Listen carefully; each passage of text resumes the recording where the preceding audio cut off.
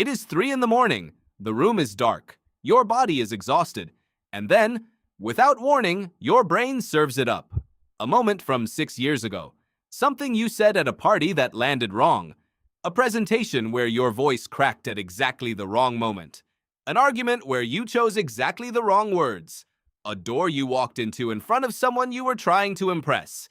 And there it is, playing in full detail, as vivid and sharp as the day it happened, carrying the same flush of heat to your face, the same clench in your stomach, as if it is happening right now.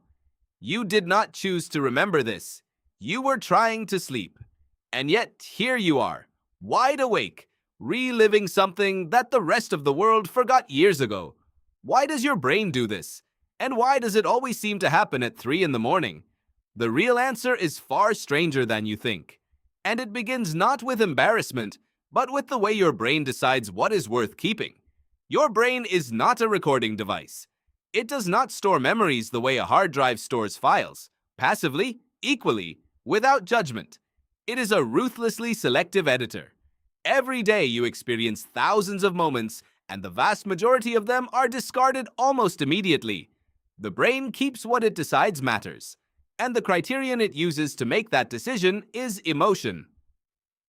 The neuroscientist James McGaugh at the University of California, Irvine, spent decades studying what he called emotional memory consolidation.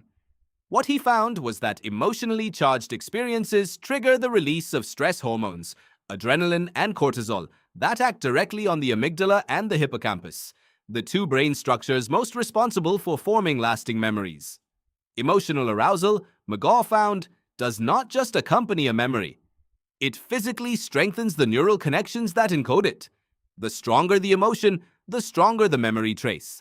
The more vivid the experience, the more deeply it is written into your brain. This is why you remember exactly where you were when you heard devastating news, but cannot remember what you had for lunch 3 Tuesdays ago. The lunch carried no emotional charge. The news did. Your brain filed one and discarded the other. Now apply that logic to embarrassment. Embarrassment is one of the most acutely uncomfortable social emotions a human can experience. It involves a sudden, involuntary awareness that you have violated a social norm in front of others, that you have been seen doing something that falls short of the self you want to present to the world. The physiological response is immediate. Your face flushes, your heart rate spikes, your stress hormone levels climb sharply, and all of that biochemical activity floods directly into your memory consolidation system, stamping the moment with a level of neural intensity that ensures it will be remembered far longer and far more vividly than almost anything else that happened that day. Your brain was not trying to torture you. It was doing its job. It tagged the moment as high importance, and it stored it accordingly. But that still does not explain the 3 in the morning problem. For that, you need to understand what your brain is actually doing while you sleep. Sleep is not rest for your brain. It is work.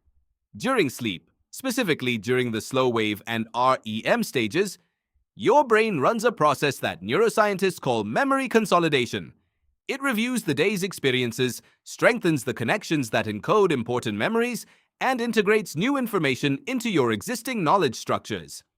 Matthew Walker, a sleep scientist at the University of California, Berkeley, and author of Why We Sleep, describes this process as overnight therapy. Your brain is not just storing memories during sleep, it is processing them, sorting them, deciding what they mean. And here is where the 3 in the morning phenomenon comes from. During REM sleep, the stage associated with vivid dreaming, which becomes longer and more frequent in the second half of the night, your brain revisits emotionally charged memories as part of this consolidation process. It is trying to file them correctly, to extract meaning from them, to integrate the experience of embarrassment into your understanding of yourself and your social world. But sometimes, particularly when a memory carries unresolved emotional weight, when you never fully process the shame, when you never reached a point of acceptance or resolution, the brain keeps returning to it, like a tongue finding a sore tooth. Not because it wants to cause pain, but because it has not finished its work. Ethan Kross, a psychologist at the University of Michigan and the author of Chatter, has spent years studying the inner voice and its relationship to rumination, the tendency to repeatedly replay distressing memories and self-critical thoughts. His research shows that rumination is not random or meaningless. It is an attempt by your brain's self-monitoring system to identify what went wrong, to find the lesson, to construct a narrative that makes sense of the experience. The problem is that this process, when it gets stuck, produces exactly the opposite of what it is trying to achieve. Instead of resolving the memory, it amplifies it.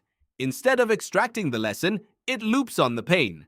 And the looping itself deepens the neural trace, making the memory even more accessible the next time your brain goes looking for it. There is also a specific reason why nighttime makes this worse.